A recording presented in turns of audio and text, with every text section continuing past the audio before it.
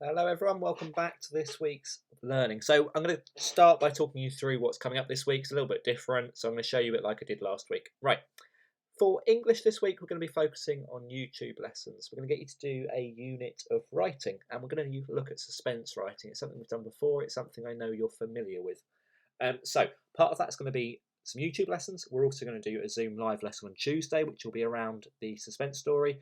And then Thursday and Friday, you're going to be writing your own story and sharing it with us.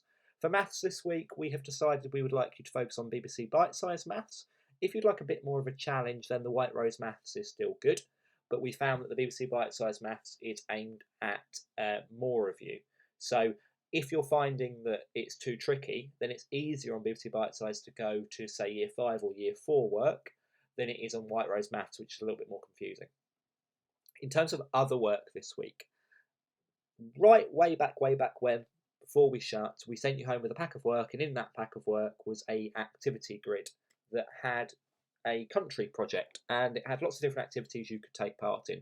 We would like you this week to do a variety of them, and to send those in to us via our email addresses with photographs, send it by Google Documents, however you want to do it, so that I can include that on Friday's celebration video. The last celebration video we did was great. I'd love to include more of your work in this week's one. Miss Whitby was also really impressed. So that will be what we're asking you to do for the other work this week. On Thursday, the Zoom live lesson will be on VE Day, which is Victory in Europe Day, which links back to our World War II topic that we did in the autumn term. Okay, we're going to get started with our English lesson then. So we're going to be looking at building suspense today. And we're going to be recapping on all of the features that you use when writing a suspense story. So, what is tension? Well, tension is something that writers use to create a problem in their stories. Tension means feeling worry or fear or nerves or pressure. You can also create tension between characters if they argue. Now that's tension. Now tension is great, but what we're going to be aiming for today is suspense. Now, suspense is something that's used in stories to make them seem mysterious or scary, and that is what you are aiming for. It's to create that sense of trepidation. There you go, part of the task today. What does the word trepidation mean? Suspense means waiting for something to happen or being uncertain about what will happen. And those are all the sort of things we want you to try and include in your story that you're going to write this week. So, tension and suspense. This is an extract from The Curse of Cogston House. Now, you might remember, quite a little while ago, we read this text together. It was an online book. And it was from Twinkle. We read it online, and it had lots of different examples of great suspense going on. But this isn't one. Alice couldn't move, and she was scared. Then a man started to walk down the stairs towards her. This isn't scary, because we know exactly who's coming down the stairs. We know exactly what is happening. Nothing has been left for us to work out for ourselves. It's too obvious. This, however, is a good example of suspense.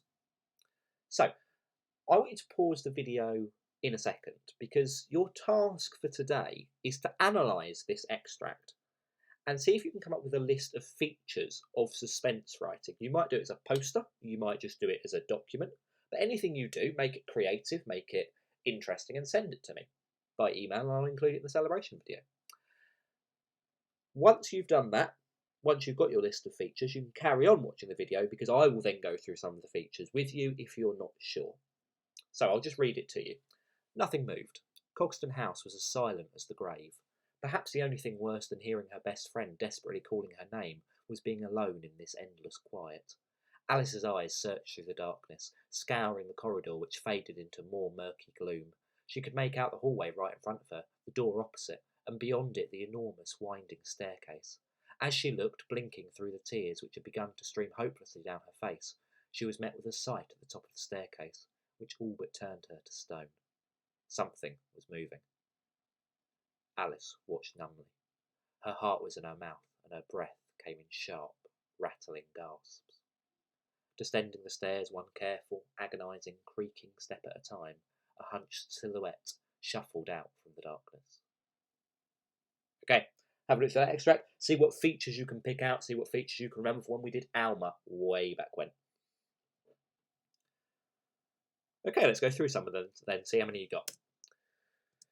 So the first thing is that not much has actually happened, but we've got a lot of descriptive detail in there to build up a really powerful image in the reader's mind, so we know exactly what is going on. Also, as well, it means that we have to wait quite a long time before we know what's happening. And while while the author's making us wait, the reader is having that tension and that suspense built up. Even at the end, we still don't actually know who the character is. We don't know who this mysterious person is, and that's really important. They haven't told us everything, and the reason they've done that is so that we want to know what's going to happen next. If they told us everything straight away, that mystery is completely lost.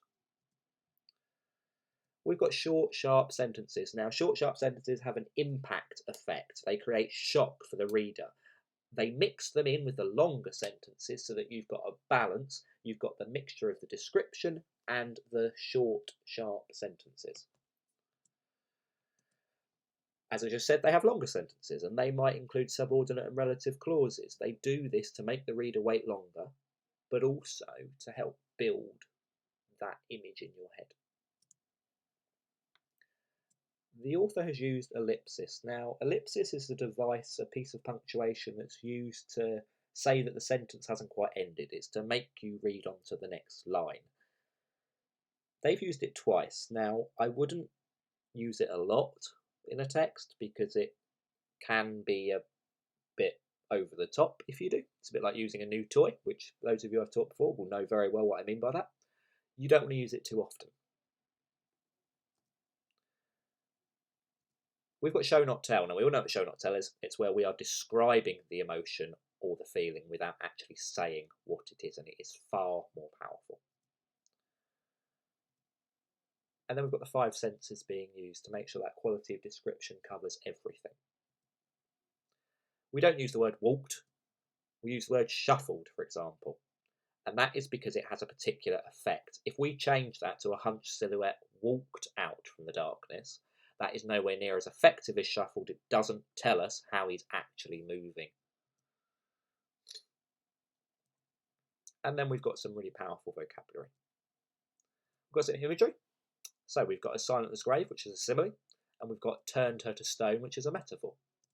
And then finally we've got an onomatopoeia. Now, an onomatopoeia is where you have a word that is the sound that it would make. So, for example, bang. The word is bang. It makes the sound bang. Therefore, it's an onomatopoeia. Crash and tick tock. Okay, let's see how many you got then. So these are all the different features that you could have talked about, as well as others. And if you've got others, that's absolutely great.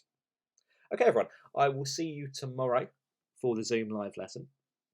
As normal, the details will be sent out via parent mail on the morning. It'll be at 11:30. Until then, stay safe, stay healthy. See you soon. Bye.